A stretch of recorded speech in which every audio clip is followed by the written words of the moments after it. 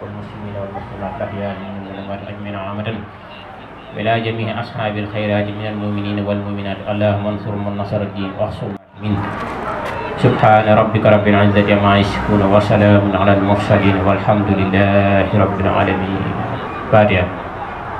أعوذ بالله من الشيطان الرجيم بسم الله الرحمن الرحيم الحمد لله رب العالمين الرحمن الرحيم مالك يوم الدين إياك نعبد وإياك نستعين اهدنا الصراط المستقيم صراط الذين أنعمت عليهم غير المغضوب عليهم ولا الضالين. اللهم صل على سيدنا محمد الفاتح لما أغلق والخاتم لما سبق حق قدره من قدر العظيم. يسير له بالذي تعصر كل ما يسير لنا جميع ما ينفعنا وكفنا جميع ما يدور وكل ما يسنا من الوباء وكل نازل من السماء وكل ما يدور في الأرض وما بينهما يكون يا رب صل وسلم.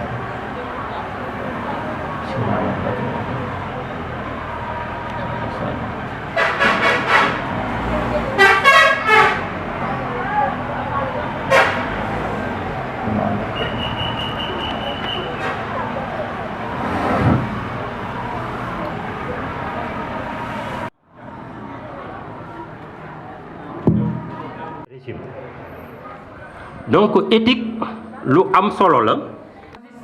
de poursuivre le rêve dans leur lit pendant que les autres se lèvent pour aller tenter de réaliser leur rêve loolu mooy différence donc boo jógee da ngay jéem a dem liggéey mais éthique boobu kon day reposer wu ci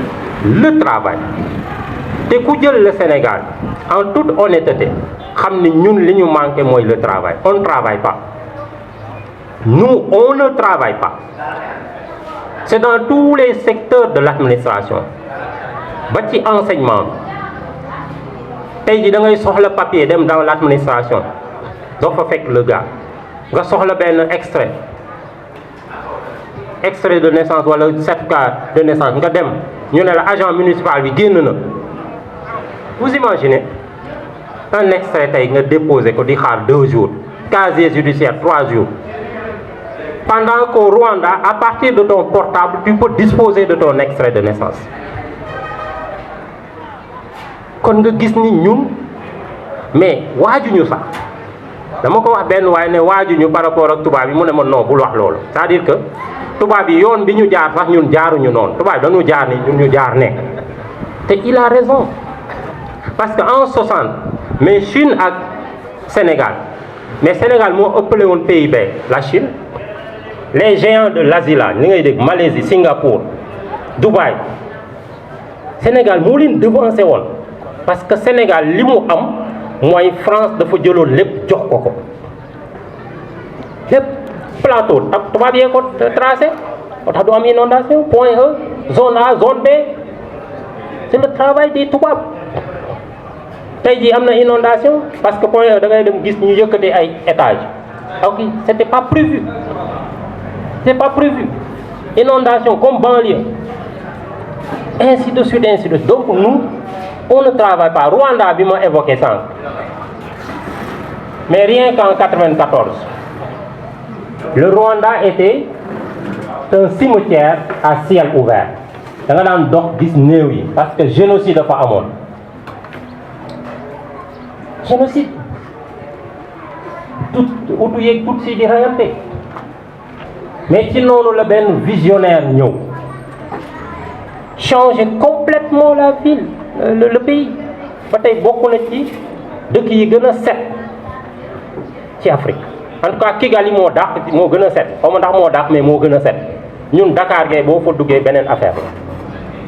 kon nga gis ni on ne travaille pas travail boobu nag moom la Pastef porté parce que li tax mooy la question que l'on doit se poser mooy pourquoi on a 300 partis te ba tey Sénégal bougé wu pourquoi on a les meilleurs textes politiques te ba tey Sénégal bougé wu pourquoi on a les meilleurs programmes politiques te ba tey Sénégal bougé wu Sénégal boo waxee ay Amadou Mahtar Mbow nga wax ay Abdoulaye Wade nga wax ay Abdou Diouf ay Senghor mais kon ressources humaines baa ngi fi lan moo des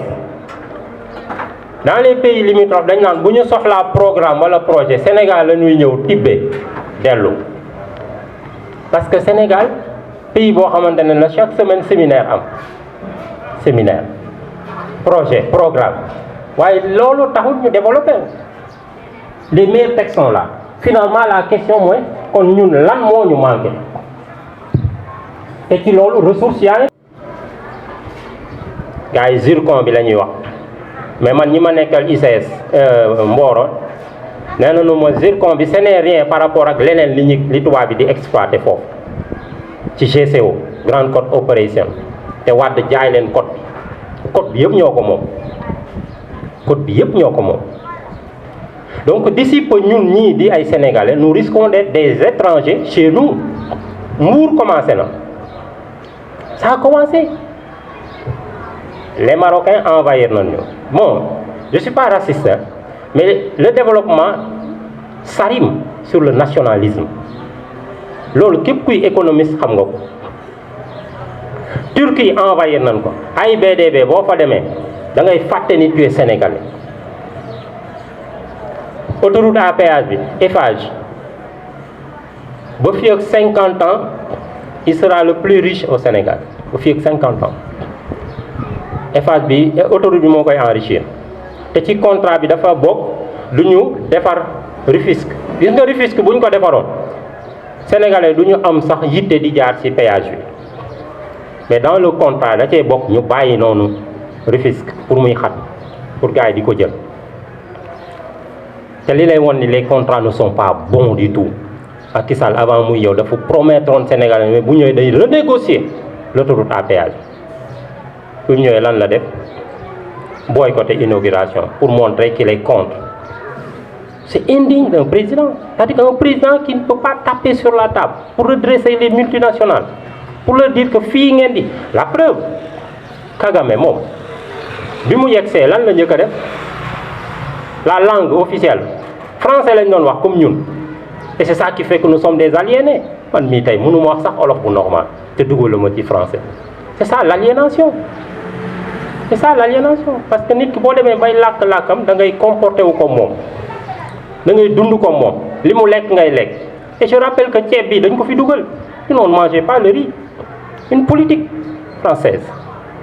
parce que stock bu amoon la ñu bëgg ko évacuer. on fait même pas partie de nous moo tax gis nga crise bi ñaanuñu ko yàlla mais bu continuer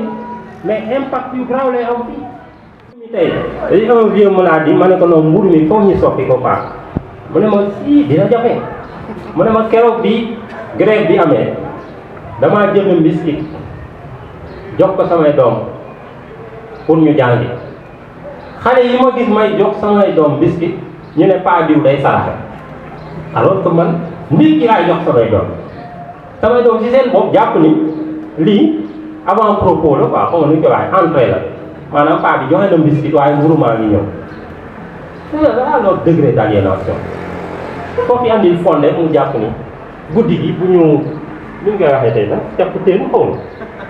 non mais c'est grave ce qui se passe dans ce pays là on se rivalise guddi gi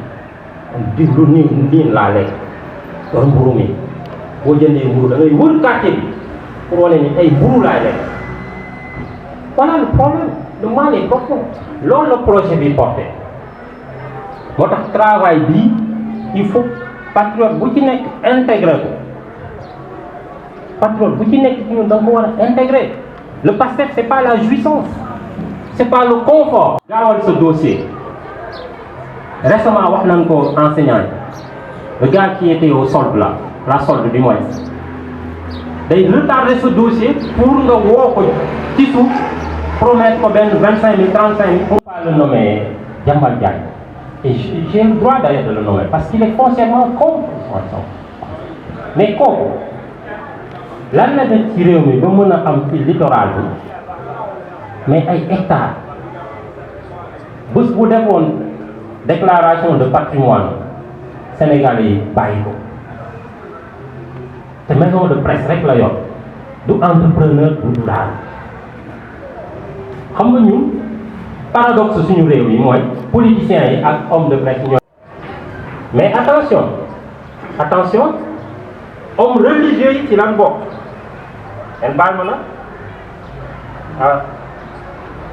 du ma tudd tur bëgg lu neex jigéen ñi muy wax ba xaabaabal loolu du ma ko def waaye nanu jàpp ni en tout cas ay homme religieux nga ci loolu bu dee yaa ngi fermer les yeux sur certaines pratiques bokk nga ci loolu kon nga gis ni système bi dafa ñuy masque jour bi muy daanu mooy jour bi ñuy confier ay responsabilités la preuve élection 2002 yi c'est l'État en vue de propulser le système exactement donc doo dee xool lu ci gën a am solo mooy bi muy wax don de soi te loolu dama ciy profité di wax ne ñun Pastef Ngaye Mékhé le 13 dañoo teniroon benn réunion fixé woon 3 objectifs bu si njëkk toujours pour ñëw ci don de soi bi ma wax rek ci leen xëy le doyen Cheikh jiite ni man maa leen di jox siège bi doo leen ñu fay dara loolu don de soi beneen bi ñu xëyee la ñu gis Ndeye Seck daal di créer benn groupe WhatsApp dëjee ko GPS Ngaye Mékhé donc may ñaan ngeen tàccu ñu Ndeye Seck mi nga xam ne moo am initiative beneen bu ci mujj nag mooy jigéen ñi nga xam ne Fatou Niang bu lébu moo am initiative bi créé ko nekku fi parce que yaram moom dafa xaw a sutante ñu leen di ñaan ngeen tàccu ñu ko bu baax. donc loolu cela veut dire que loolu li muy firndeel mooy don de soi bi am na fii te li koy firndeel lépp mooy lépp loo xam tey def nañ ko moo xam tey jii li tax conférence bi am don de soi moo tax mu am. ci loolu joxaat na beneen illustration bi mu tax ci président Ousmane Sonko dañ kaa fal député mu renoncé wu ci ay privilèges ay droits yoo xam da ngaa war a am pour jariñ askan bi mooy déjà bu mu nekkee député jël ay privilèges nii du ko jël. bu nekkee maire def la même chose donc don de soi bi day nekk benn devise boo xam ne ñun patriote ci na war a mën a tënku ci loolu toujours bi mu dee ñëw def na la genèse du parti genèse bi wax na parti bi fi mu jógee ak fi mu agsi tey ci loolu dafay def benn distinction bu ndaw ci mooy moo xam di ci les partis traditionnels muy parti yoo xam ne UPS dafay nekkoon am ay parti yoo xam ne ñoo fusionné wu créé UPS Union progressiste sénégalaise ñu dem ba ci biir mu nekk parti socialiste ñu demaat ba ci biir nga gis parti bu nekk nit moo jóg créé ko waaye parti Pastef en janvier 2014 ay nit yu doon liggéey impôt domaine ñoo xool fi ñu dugal xaalis bi jaarul yoon ñu ni pourquoi pas ñu s'engager politiquement moo tax ci allocution mu doon wax la politique du désintéressement donc ñoo ngi lay remercier waat encore foofu bu baax. leneen li ci mujjoot mooy bi wax la militantisme di solo parce que baax na ñuy bind. baax na ñu toog suñu rokk ci kër gi di kaas waaye li ëpp solo rek mooy engagement bi parce que du fekkee da ngay bind rek te doo engagé politiquement day xaw a nekk problème moo tax ñun pour ñu jëlee fi lii changement du système bi foog ñu engagé politiquement jël suñu doole suñu xam-xam suñu xaalis def ko ngir parti bi mën a jëm kanam. donc xam naa ne duñu guddal dañuy juste ouvrir le débat pour permettre à tout un chacun de s'exprimer ci li nga xamante ni moom la le conférencier monsieur Diédhiou wax. du ko defee donc ñu permettre ñëpp ku nekk sànni ci ay kàddu merci beaucoup. wax ji am na solo trop boo xoolee les gens disent que je suis plus ou moins critique mais li tax intéressé wu ma lu bari si li ngay wax mooy dama daan li dégg rek xam ne li ngay wax maîtriser na ko te comprendre moo tax ma continuer si développé suñu xel dal na si yow vraiment en fait partie bi lii la lii mooy li am solo li nga xam ne ñëpp. ku si nekk am na loo xam ne yaa ngi woon ci doon si ne mais gis nañ ni l'intérêt suprême de la nation actuellement c'est menacé moo tax amul góomu politique dunduma politique parce que bu fekkee comme li professeur Mary Teuw Niane di wax ñi nga xam ni ñoo gën ci dëkk bi gën a jàng ci dëkk bi gën a jub ci dëkk bi bu ñu déserté arène politique bi cela veut dire que ñi gën a village si ñun ñi gën a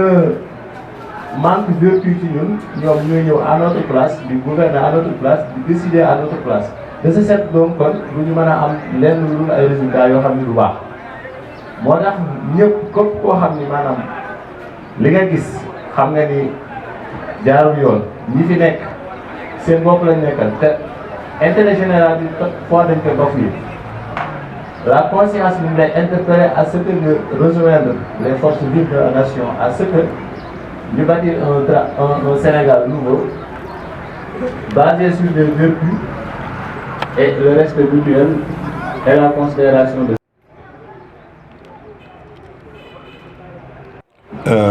dama bëggoon intervenir rek ci débat bi joxe son point de vue ci benn situation boo xam ni le conférencier évoqué na ko muy le changement du système. Je crois que defe naa ni kooku mooy base wax ji mu wax yëpp comme quoi dañu nekk dans un système boo xam ni demee na noo xam ni vraiment bu continuer dëkk bi dina demee nan ni donc ci changement système boobu aussi dama jàpp ni am na benn président américain bu doon wax ni que l'Afrique soxlawul maanaam bu ñu xoolee Sénégal nag suñu institution suñu texte yi vraiment c'est très bien fait mais application bi mooy poser problème kon moom xëy na bi mu wax loolu problème moom mooy xëy na xamul woon taxawaayu africain wala xamul woon taxawaayu sénégalais que ñi nga xam ñoo jiite institution yi dañ koy jël di ko def lu leen neex pour mën a rester au pouvoir wala pour mën a def li nga xam moom lañ bëgg. kon defe naa fii nag ñun au niveau du Sénégal au niveau de l'Afrique de manière générale man jàpp naa ni on a besoin d'institutions fortes mais aussi li ñu gën a soxla mooy des hommes intègres des hommes yoo xam ne dañ mën a appliquer donc ces textes là nga xam ne c'est bon comme ni ko Diedhiou waxee léegi ñun seulement en Afrique bari na ñoo xam ni bu ñu bëggee def dara dañuy ñëw Sénégal àbbal nañ suñuy résolution yi nga xam def nañ ko au niveau des séminaires di ko appliquer kon je crois que côté boobu baax na mais kon li ñu mën a jàpp mooy Sénégal comme ni ma ci dellusee mooy Sénégal wala Afrique li ñu soxla mooy ay nit ñoo xam ni c'est des hommes de valeur ñu mën a exercer un peu ces institutions là forte jubal ñi ñu topp ci boo gisee même le président Macky Sall comme ni nga ko waxee léegi que la transhumance la man fi nekk jàpp naa ni moom mooy dem leen débaucher donc bu leen ñëwee soit moo xam ni mu koy defee soit mu dig la xaalis wala boog mu def exercer ay pression fekkente da ngay quelqu'un boo xam ne da ngay exercer yenn fonction yi exercer yenn pression ci yow pour même li mu ci jublu rek mooy pour que nga ñëw ci camp jàppale ko donc pour que mu mën a am li mu bëgg. kon je crois que encore une fois li may waxaat mooy li ñu soxla mooy des hommes intègres des hommes yoo xam ne war na yoon ngi KMS 3 bi rombee ñu fay ko xaalis bu bari def naa ne ëppoon na ay 16 millions léegi bi ñu ko fayee pare dañ ko ni léegi yow briques yi fii mën nga koo jël au lieu que mu fay kenn mu defal ko moom moo dem di jël boppam briques yi ba bu naree jëm feneen aussi di nga mën a taxaw je crois que loolu moom di ko wax jeunes yi rek di wax ni donc politique moom day loo xam ni mënut a ñàkk ak lu ñu ko ñaawal aussi mën na rafet boo ko ci ni ñu koy defee rek lay doon donc bugguma nag egsi aussi sama situation mais quand même yàgg damaa yëngatu politique mais comme ni ma ko waxee léegi rek foo ma sa taxaw aussi je crois que noonu laa fa ma sa taxawee moo tax ma mën a intégrer. rahmatullah noo ngi nuyu ñëpp xam naa di jégalu rek ndax sànq bi ñuy joxe kàddu gi wala may décliner du woon dara nag mais daf fekk ni rek jotaay bi ñu toog suñuy kilifa rek ñoo fi nekk te ñoom bu ñu waxee rek yóbbaale ñu moo tax ñu bàyyi woon ñoom ñu doxal rek kon su ko defee ñu ngi nuyu ñëpp di féliciter vraiment suñu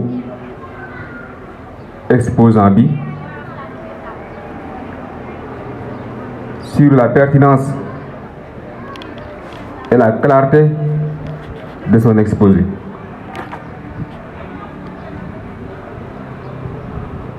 yaakaar naa képp ku doon teewlu dégg nga fi loo xam ni bu la yokkul tamit wàññiwu la ndax tey man su doon may def exposé bi fi mu yegg nii jàpp naa ni dama fa àgg parce qu'il est allé trop loin dans le sujet. Et je le dis parfois mooy que Pastef jafarewul waxtaane. On peut se limiter tout simplement au logo de Pastef. Quand tu regardes le logo de Pastef mën nga ci def un exposé pendant des jours et des jours et des jeex à commencer par le nom du parti. te boo xoolee loolu moom moo nekk la colonne vertébrale de son exposé. Patriote africain du Sénégal pour le travail, l'éthique et la fraternité. Tous ces mots sont revenus dans son discours. yooyu bi ñu ko jàppee rek day doy sëkk boo ci doolee l'emblème mooy le tigre. Quelqu'un d'autre d'aller au-delà de ce qu'il a dit. Peut-être essayer d'apporter peut-être des contributions très modestes. Parce qu'il faut dire que le champ est très vaste. Parce que quand on parle de système qui s'est implanté au Sénégal, bien avant ces affaires-là, parce que lu fi sax depuis indépendance ba léegi nii boo ko fi bëggee jëlee il faut que fagaruwaat. Il faut que aussi projet Pastef ku ci nar a engagé wu da ngay war a xam ne da nga war a reconversion totale des mentalités nga xam ne li maçon na nekk lépp depuis indépendance système bi fi jaar yëpp dara baaxul parce que lu fi mën a am rek ay doomu aadama ñoo fi nekk di jëriñoo askan wi te li am solo ci système bi mooy askan wi la jël bëgg a jox place ñu xam ne am réew buy dox li ci war a ëpp ci yëngutel mooy njëriñ alors que ñu fi jaar ñëpp te njëriñ bokk ñu fi moo tax projet Pastef dal na xel parce que projet Pastef yi taxawul ci nit c'est-à-dire reposé wul ci nit waaye ci projet la reposé te projet bi képp koo xam ni kii am nga Pastef bi li ci war nga war ko def sacrifice bi nga war ko def sacrifice bi nag amul fu mu yem parce que parti la boo xam ne ñëw pour wut mais da nga fay ñëw pour jariñ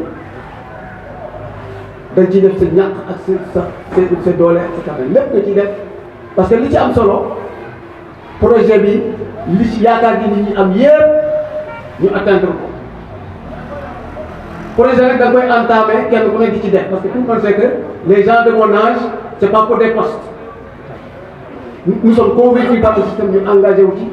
di appuyer le système pour les générations futures donc il appartient aux jeunes de s'engager dès maintenant et j'étais déterminé de se déterminer résolument pour faire aboutir le système en tout cas c'est un système boo xam ni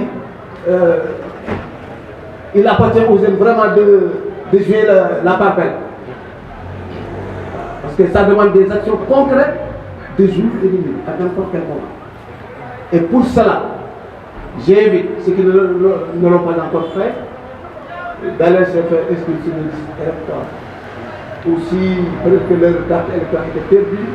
de récupérer ça c'est le plus important. Bon, quelqu'un a dit tantôt que le système a plusieurs volets. On ne peut pas développer tous les volets ici. Par exemple, il y a par exemple les organes de presse. C'est dans le système. Parce que moi, la plupart des organes de presse, je les suis plus. Parce que c'est des gens alignés au système. Que ce soit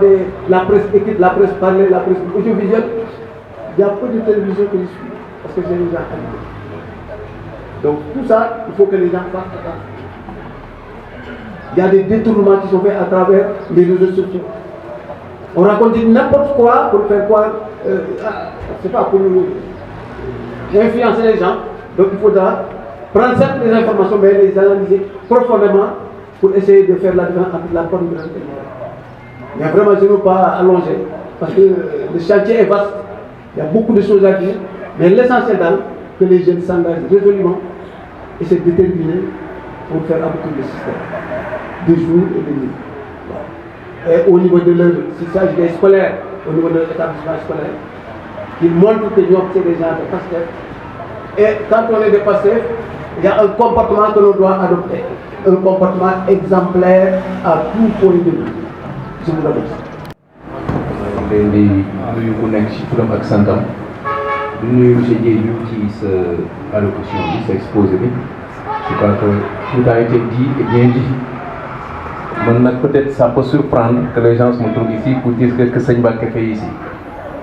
D'abord, j'ai été invité, j'ai reçu ma carte d'invitation Et même si je n'ai pas invité, j'y serai. Parce que je crois en mon pays,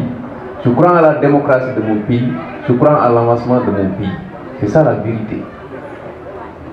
Ceux qui me connaissent savent que par rapport aux événements du mois de mars,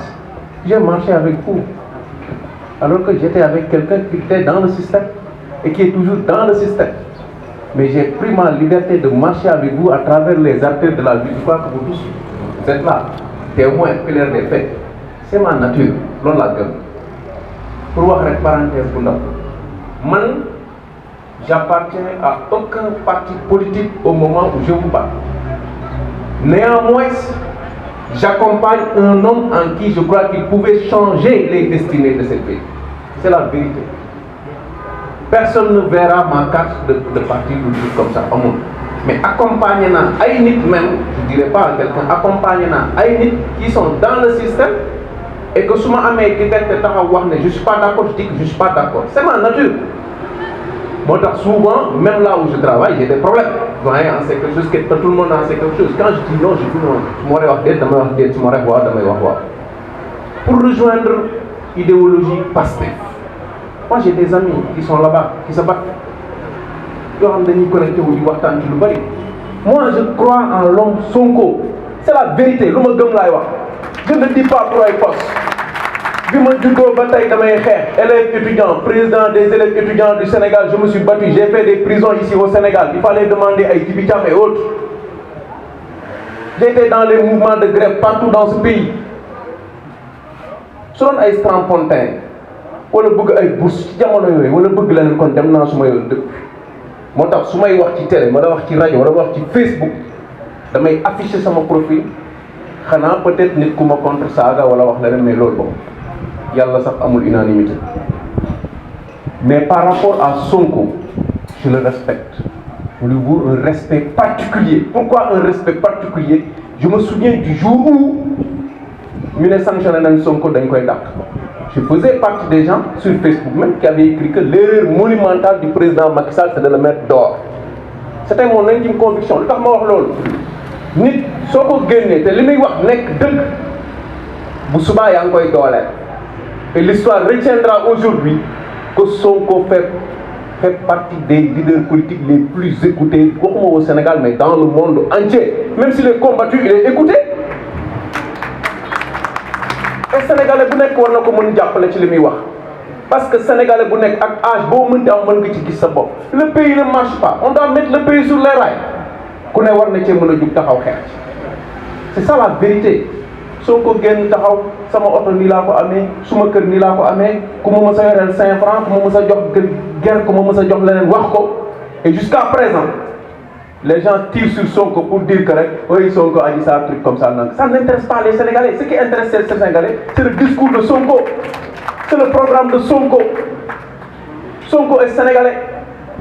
Arrêtons quand même de am na sax discours bu ñuy tënk ça il faut refuser. Il faut même pas entrer dans ces détails là régionalistes. Pourquoi la crise Casamance c'est Sonko n'en parle? Pourquoi Sonko en parle? Il n'est même pas présent.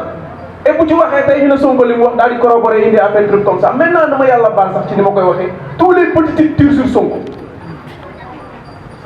Quelqu'un qui a fait ses études au Sénégal jàngee fi màggee fi tekkee fi am fi droit dëkk bi yaayam baayam tout ça mu ne dëkk bi doxul nañ ko teg ci yoon ñu ne noo waru ko wax. Pourquoi waru ko wax? Donc gàttal boobu laay def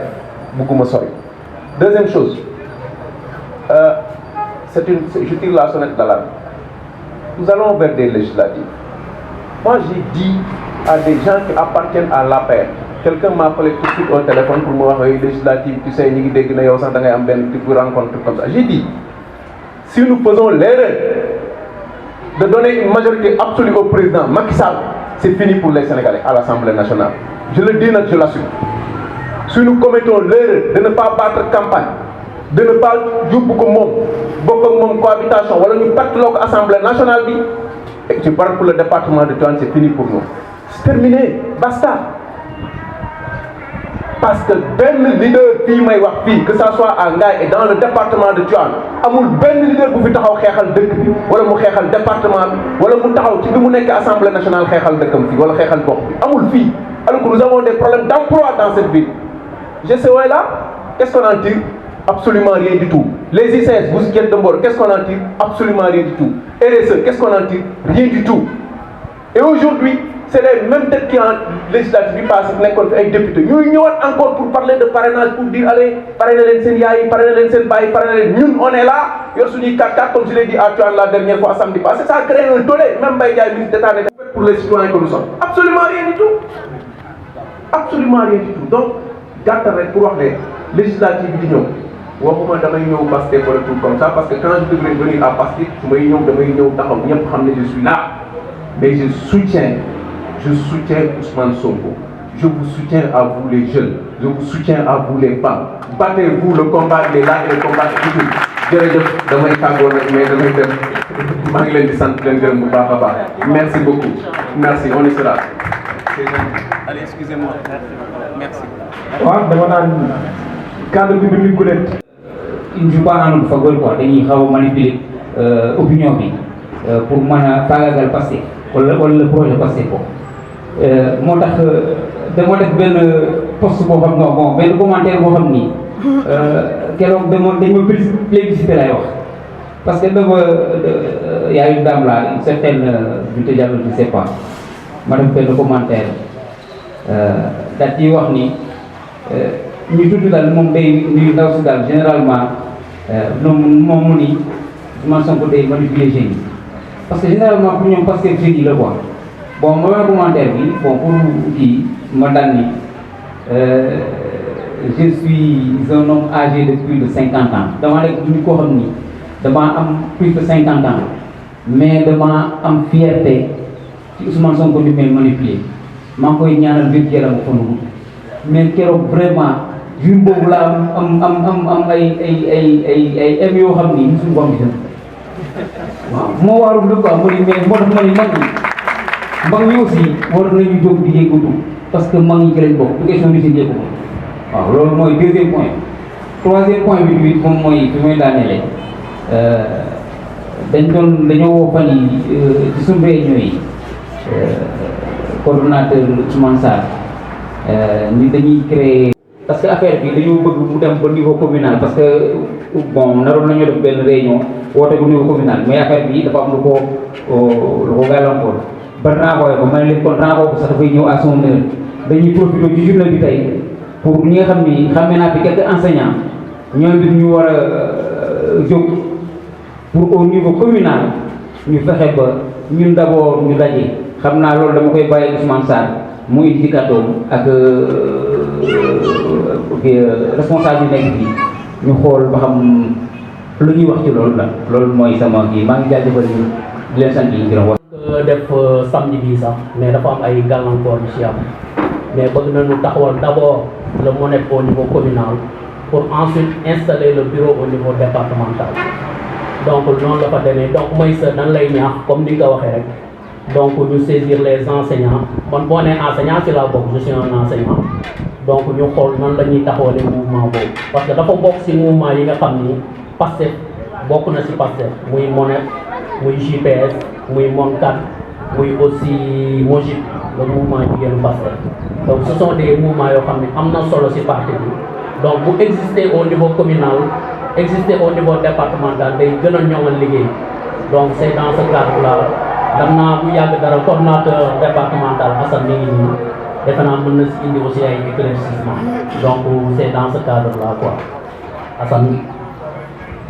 ngeen ko xamee mooy MONEP bi dañ amoon xalaat taxawal ko bon taxaw na sax au niveau national mais bi muy taxaw aussi dafa fekkoon ñu xool département bi ay quelques représentants dans le département ñu envoyé woon leen au niveau national bi ñu demee ñu taxawal foofu le bureau national mais bi ñu demee ba benn période nag ñu gis ni ki nga xam ni moo ko jiite woon muy Faye moom dafa retraité te xaw na duré te MONEP bi aussi kenn sentiru ko doxam des na dal ci loolu nag ci la bureau national waxoon ni nañu ko renouveler renouvellement boobu nag bon jotante woon nañ ci ak waa bureau national ba ñu jàppoon ni le 2 mooy samedi bii di ñëw pour ci la ñuy renouveler au niveau national mais biñ demee ba ci biir comme joxe woon nañu ultimatum wax ni toutes les communes nañu installer seen monnaie mais cela n'a pas été fait ndax boo xoolee installé ko aussi ci période boo xamante ni xëy na enseignants yi ñu ci bëri dem nañu dina xaw a jafe. ba bëggoon bés ni ki tey ñu jéem a jàpp ni danoo war a dans nos pratiques quotidiennes dans notre vécu mu doon luy représenter li ñuy woote wu. وبالشهادة صدقا موعظة وبالنون نورا وبالواي وصلة وبالهاء هداية وبالنور ما طلع إلى روح سيدنا محمد عليه السلام إلى أرواح أصحابه رضي الله. Salaamaaleykum Pastef Ngaye Mékhé. C'est le coordonnateur Ousmane Sarr, le coordonnateur Pastef Ngaye Mékhé.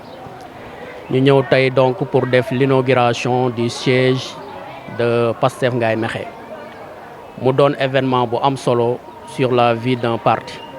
Ñëpp xam nañu importance bi siège am pour mener les activités d'un parti au niveau communal, départemental comme au niveau national. Donc tey ñu am ay activités yu bëri yoo xam ne ñu ngi ko fiy def pour toute la journée. Donc commencé que benn wàcce kaamil bi profité nañ ci ñaanaale sunu martyr yi nga xam ni événement mars yi passé génnoon nañu àdduna. Donc si doon xeex di ñoŋal démocratie doon xeex aussi injustice ba ñu bëri ñàkk ci seen bakkan. Donc tey ñu ni occasion la aussi ñu profité waale si ñaan bi ñu doon ñaanaaleel leen yàlla yërëm leen te seen mbébét bi ñu amoon muy injustice xeex injustice muy démocratie gën a ñoŋ yàlla mottali yéene boobu. Donc ñu ngi si yeneen am nañu yeneen activités yi ñuy organiser après lu si mel ni on aura une conférence sur le thème le projet de PASTEF la connaissance du parti PASTEF parce que mbir boo siy dugg aussi day laaj nga xam lan moo ko tënk lan moo ko wut moo tax on a une conférence sur le projet de PASTEF maanaam waxtaan PASTEF lan moo ko tax a jóg Ousmane Sonko lan mooy mbébétam si réew mi donc loolu aussi am nañ ko comme activité. On a aussi une autre activité mooy war nañu def l'installation du bureau de la JPS mooy la jeunesse patriotique du Sénégal bu Ngaye Mékhé war nañ def installer aussi le bureau du MOJIP le mouvement jigéenu PASTEF muy ñaari bànqaas yoo xam ni dafa am solo sur la vie d'un parti donc muy JPS muy MOJIP parce que ku wax JPS wax la jeunesse wax le dynamisme te parti dafa soxla lool moo tax c'est important tey ñu ni nañu profiter de l'événement pour mën a installer ces deux bureaux muy la JPS la jeunesse patriotique de Mékhé ak le MOJIP donc bu ñu defee pause déjeuner à partir de 13h à 16h donc dinañ procéder à l'installation de ces deux bureaux aussi importants. Donc événement yi noonu la fi demee activités yi noonu la fi demee donc pour un renouveau de PASTEF au niveau de Ngaye Mékhé moo tax ñu organiser activité bi ñu ngi ciy woo toute la jeunesse de Ngaye Mékhé di si woo tous les patriotes de Ngaye Mékhé donc kàddu yooyu rek laa doon mottali donc di jaajëfal ñëpp di jaajëfal aussi Osez Production seen liggéey am na solo parce que à chaque fois ñu organiser ay événements vraiment gis nañ seen taxawaay donc ñu ngi leen di jaajëfal bu baax merci beaucoup.